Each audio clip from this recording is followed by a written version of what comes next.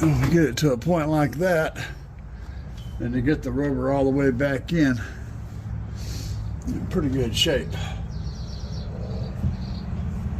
Because it has to be in place pretty good for the rubber to go back in. So because it'll only fit if it's kind of in the right place.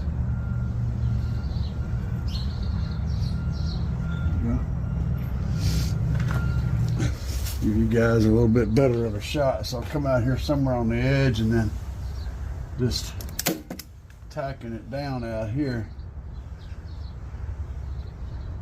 Not really pulling on it hard, just giving it a little bit of a pre-stretch, right? So that when you start laying them in here, it pulls that nice and tight. And again, I'm not even going down anywhere near this far, but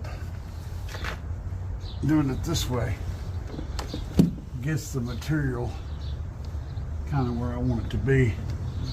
I'm also only coming back part of the way back up here, so I'm not really worried about that. But we'll go ahead and throw in some staples right here.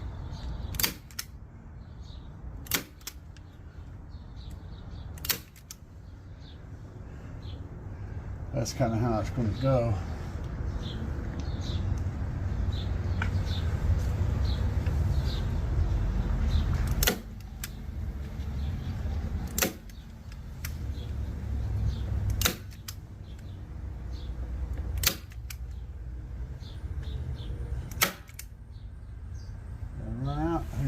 So now I'm going to come down and I'm going to go across this way and follow this thing over. But I got a refill.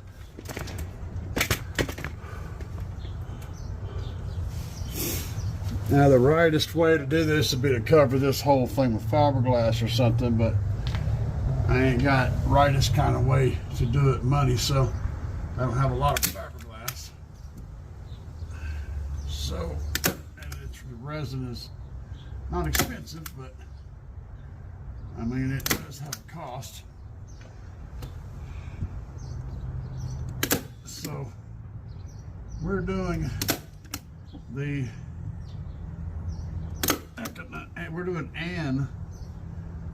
economic way to do this instead of the rightest way. So all you keyboard warriors out there that are preparing to lay into me about how I should do this a different way, that's cool. You send me the fiberglass and the resin and the heat and a new body and maybe the free labor and all that. We'll do all that. Until then, we're going to do it this way instead. It is what it is, man. Nothing more, nothing less. Working with what we got, and we're gonna make that work. That's what we're gonna do. And I'm adding well, not really having much luck at it this round. Gonna add a couple of staples to this handle to give it something to bite into. It seems to work a little better. Yeah, that's working a little better. Connect from that way. Yeah. Now them four right there work real good. I'll pull these out. Gotta get my pliers and get a hold of them. And I want the fiberglass to tack down up here, so on the edge I'm going to add some staplage up here.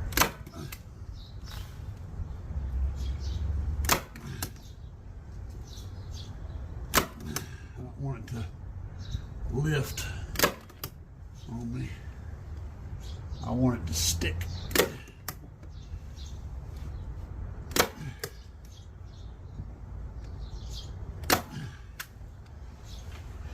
Like that. That's good. And I'm gonna fiberglass to just past this second layer here.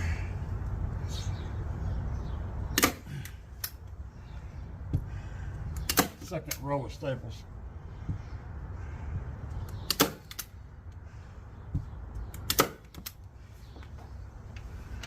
That's the plan. Right there.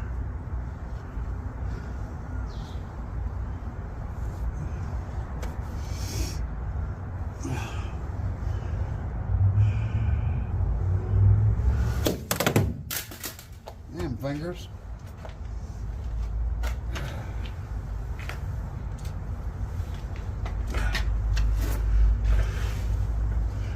Alright.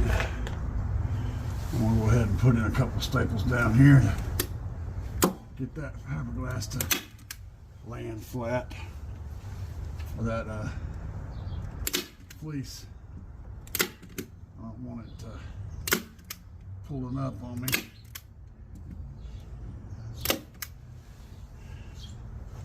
I want this fleece here to be all flat. That right there didn't hit anything. And you can just live inside there, damn. We won't tell nobody.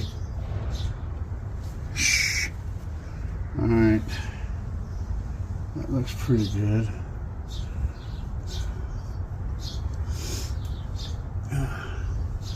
So we're going to fiberglass here, here, here, and then all of this section. And then the rest of this will get cut out once it's dry. It looks pretty good. I'll buy it. I'll buy it. Got the heater running in the back. Back here behind me inside. Electric heater. That needs to get warm, and so do I. And I got my resin getting here in the laundry room, which is temperatures, things. It's been here all night. It's nice and warm. And I got my little dab of mat here. This is the weave, which is what we're going to reinforce with. Yeah, I know. You know, everything I'm doing is wrong. Thank you. Here. All right, I've been reading up and figuring, and the can contains 28.7 ounces, so around 29 ounces.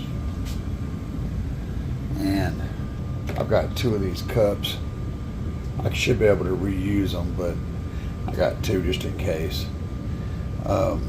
And what I'm going to do is mix up 12 ounces for the first part. So I can do 2 batches of 12 and still have a little bit left over. So I'm thinking I'm going to do a 12 ounce mix for the fleece on both sides. Hopefully I can do both sides with one mix. And then whenever I put this on, I'm going to mix the rest of the can up, which will be like, 16 ounces or something. It's going to be a lot. And I'm going to use that to do the cloth. So I'm going to need a lot to go in there. Now, it says it has about 12 to 15 minutes of work time when you mix the right amount of hardener. But it's also cold outside, so I don't think it's going to harden very quickly. But also consider that the more you mix up in a cup at one time, when it's all concentrated, it's going to start to harden. So it's going to get hot and it's going to start to harden. So whenever I mix up that larger amount, I'm going to be going fast. I'm going to be getting it down. I'm going to have the cloth ready to go. Everything's going to be ready to go before I start, because I'm going to have just a few minutes to really start laying it in there, and I got to put a lot of stuff in there all at one time. or we're going to run into a issue with it going into its thermal reaction and get very hot and very quickly. We don't want that. That's kind of my general plan. Now, I may end up splitting up the second part of this operation into 2 chunks, which probably makes more sense. So if I do a 12-ounce mix the first time, that'll leave me with 16 ounces, and I can do 2 8-ounce mixes, which I've got a mark for that. Makes it easy the second time, but I don't know. We'll see. I ain't sure yet, but the first one's going to be 12 ounces. I'm hoping I can do both sides, and if I notice at that point that I have a lot left over, then I'll go ahead and start laying in cloth, and we'll just keep going with it. I ain't gonna stop. I'll get it good and wet, and then I'll lay in some fiberglass cloth, and I'll do that until I run out. Then I'll run in here and mix up another batch and go back out there and just tie right back into it again. So I got kind of 2 avenues that I'm looking at, and I ain't decided on which one, but I'm preparing myself for whatever the situation calls for, as a fluid engagement with the enemy starts to occur and the battlefield becomes a fluid situation. I'm going to be prepared to change my tactics on the fly. That's the plan. So there we go. Now, I don't want to say that I don't know what I'm doing, but if we're honest, I don't have any idea what I'm doing. I've done some research for the last couple of weeks. I have been researching, watching videos and learning as much as I possibly can, but you can only learn so much by observing. Your true learning begins whenever you start making mistakes and sorting them out. That's when you really put something into your head. So that's what we're going to do today. It may be that I only have enough resin to just do the fleece part. If that's the case, then that's what we'll do. It may be that I have enough resin when I first mix to do a whole lot of stuff, and I didn't realize just how far it would go. You know, I don't have a I don't know. We'll see. All right, so I pre-cut a bunch of strips like this, some smaller pieces, and then there's 2 big pieces that'll fit over the entire top section if I want to use those. But I got lots of these little strips and pieces so that I can piece it together quickly. I've just got a contingency for both potentials, so we'll see how that goes.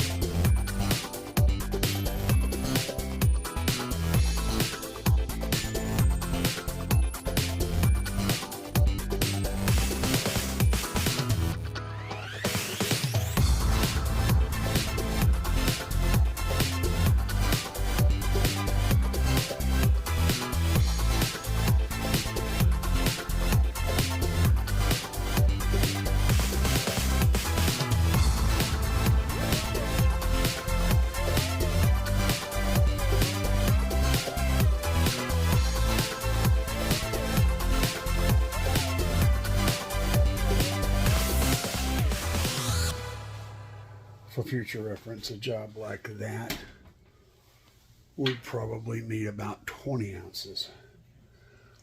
But we did the thing, and we're going to see how it came out. I mean,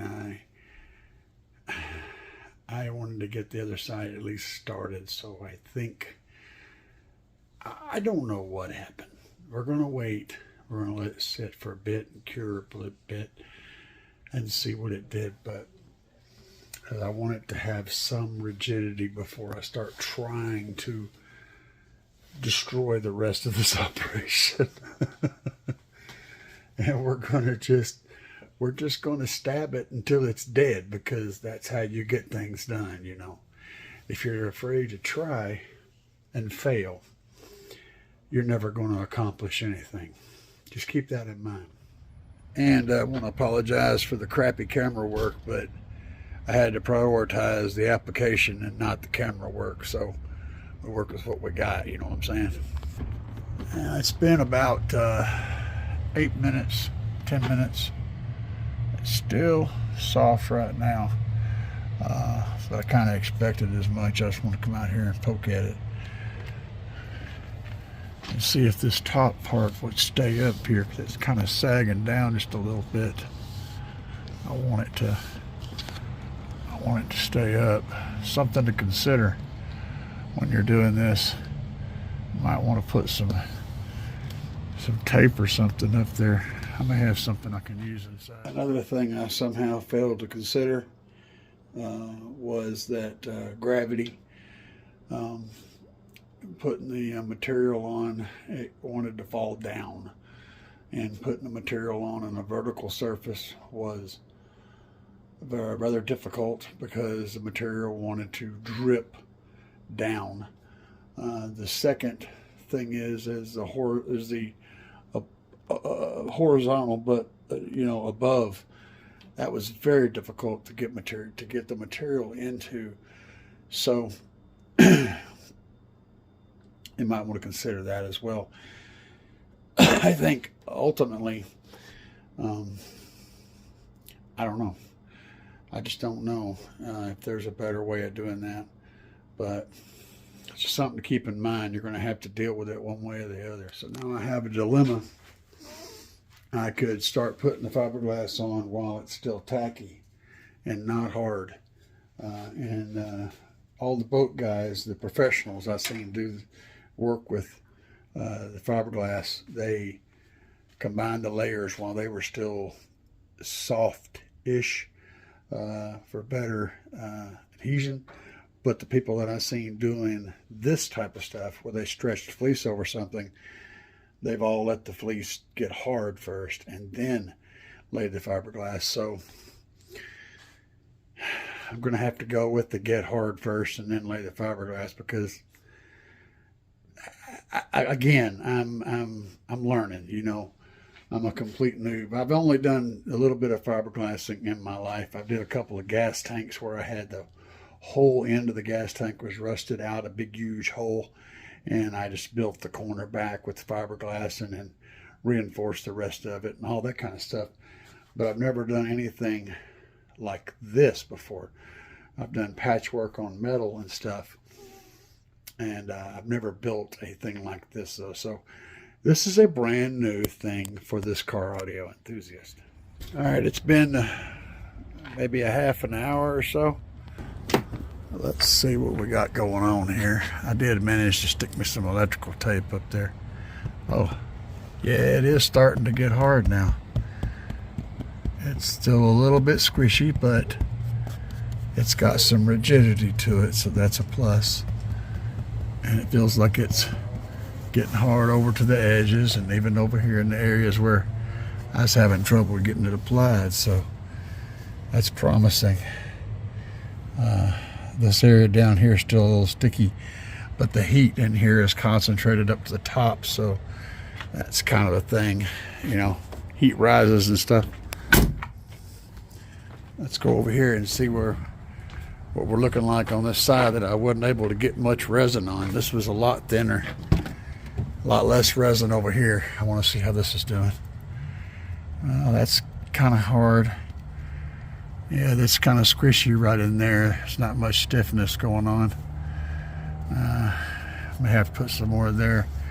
This area in here feels like it's getting hard. I was able to get quite a bit. I wanted to get good adhesion with the wood on the seam. That was the thing I was focusing on. I wanted to use what resin I had to do that first, and then worry about the shell second. So my priorities were that, and I also wanted to get this area right here done. So yeah, There we go. Now I just got to play the waiting game. And it looks like, unfortunately, today it's winter. So I'm probably not going to be able to do anything, any more fiberglass work today, unfortunately. It's going to be warmer tomorrow, though. Not by much. So I may do some trimming and stuff. I'll be coming out here over and over again, checking on it. But I may get to the point where I can do some trimming out here tonight.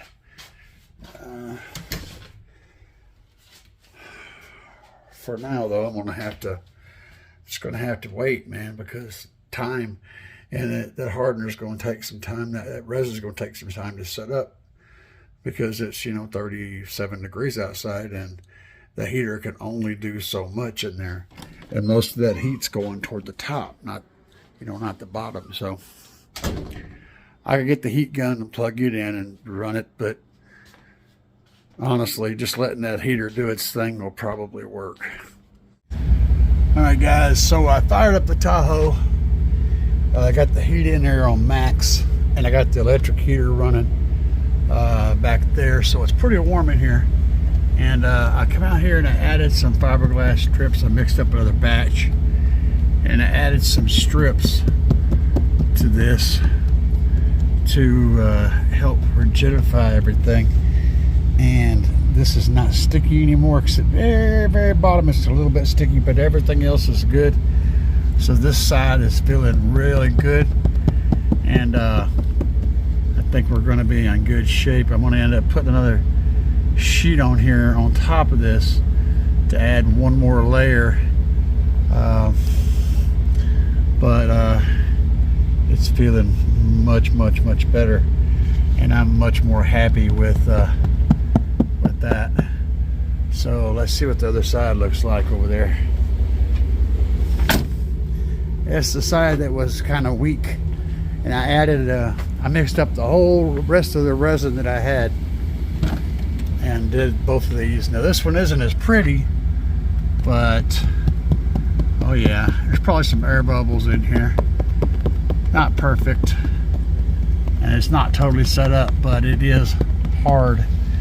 And so we got good adhesion, and we got a good hard surface. And I added multiple strips. I got a little bit up here, got a strip up there, which was not easy at all. There's an air bubble right there, but we're not building boats here. We're just sealing off a wing. And then this all feels hard down here too. Doesn't feel sticky. I mean, it's not perfect. Again, it still needs like right in there. There's a little bit of a soft spot. It kind of moves, but it isn't. It's only been setting up for maybe 10 or 15 minutes. And so, what do you expect, right? But we got a good seal. Y'all want to see what it looks like on the inside? We'll take a little peek in here. So on the inside, we got that going on, and we got this going on over here. So it's nice and straight and smooth. Now I just got to make that all look better in here, but that'll work. We'll get her done, And yeah, I got the heat cranked up on 90 degrees. I got the Tahoe running. I'm gonna let it cook a little while longer, and then I'm gonna shut the Tahoe off and just leave the electric heater in here because I got to get it to set up with hot. It won't set up cold at all.